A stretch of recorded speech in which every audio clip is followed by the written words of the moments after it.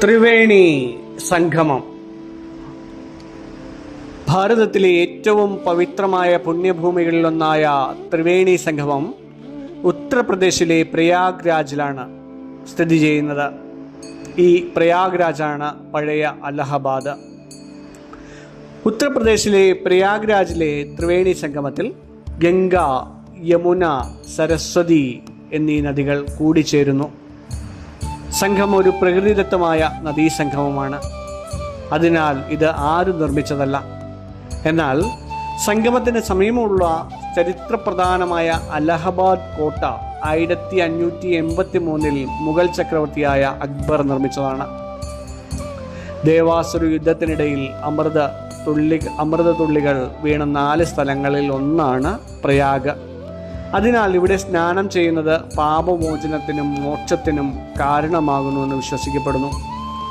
ബ്രഹ്മാവ് സൃഷ്ടികർമ്മത്തിന് ശേഷം ആദ്യത്തെ യജ്ഞം, അതായത് പ്രകൃഷ്ടയാഗ് നടത്തിയത് ഇവിടെയാണെന്നും അതിൽ നിന്നാണ് പ്രയാഗ് എന്ന പേര് വന്നതെന്നും പുരാണങ്ങൾ പറയുന്നു.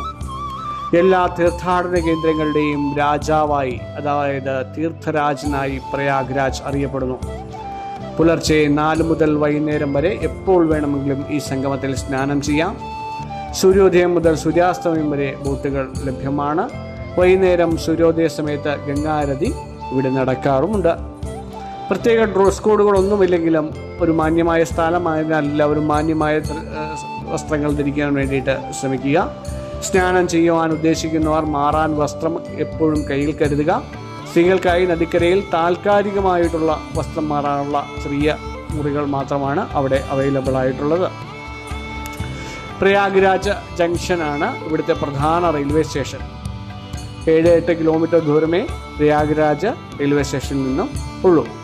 അടുത്തുള്ള വിമാനത്താവളം പ്രയാഗ്രാജ് വിമാനത്താവളമാണ്. ഏകദേശം 12 കിലോമീറ്റർ ദൂരമാണ് ഈ സ്ഥലത്ത് നിന്നും പ്രയാഗ്രാജ് റെയിൽവേ സ്റ്റേഷനിലേക്കുള്ളത്. വാരാണസിയിൽ നിന്നും ഏകദേശം 120 കിലോമീറ്റർ ദൂരമാണ് ഈ പ്രയാഗ്രാജിലേക്കുള്ളത്. ബസ്സിലൊക്കെ വണ്ടിയിലൊക്കെ നമുക്ക് ഏകദേശം 3 മണിക്കൂർ സമയം കൊണ്ട് ഇവിടേക്ക് എത്തിച്ചേരാം. സംഗമസ്ഥാനം നദിയുടെ നടുവിലായതിനാൽ കരയിൽ നിന്ന് ബോട്ട് വേണം അവിടേക്ക് പോകുന്നതിന് വേണ്ടിയിട്ട്.